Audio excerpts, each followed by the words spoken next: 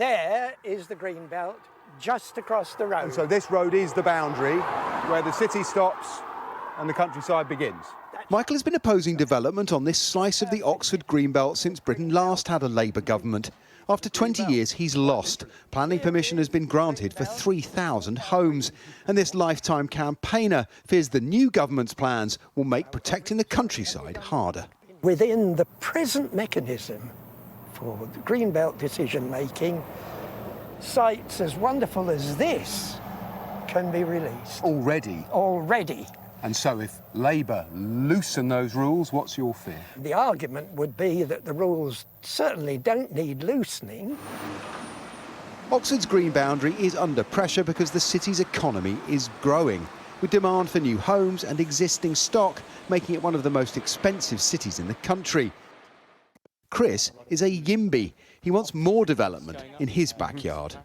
You've got inner suburbs where it's sort of 2 stories tall. If there's a way to evolve those towards being 3, 4 stories tall, apartments, that kind of thing, that's absolutely fantastic. You've got really quite a large housing debt, so there's no getting around that you do also want to grow out to an extent as well. Angela Rayner is leading Labour's charge to back the builders.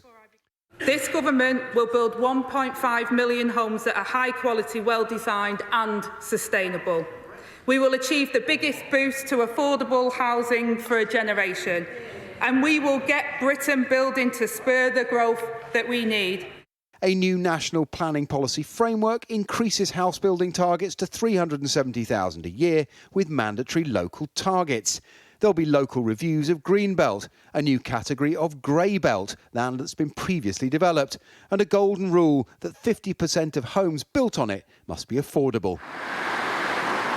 On this Essex development, office space is being repurposed for residential use, an alternative to new build in a country desperate for homes. Some communities have opposed new development, and that's not fair to people who need to get a decent home in this country. Social housing has always been built by central government up until the late 1970s. Since that time, we've seen a marked decline in social housing. So we need to build more of it, but the question is who's going to pay for it? Planning reform from homes to power is central to the government's plans for growth. Delivering may mean taking on local objections, field by field. Paul Kelso, Sky News in Oxford.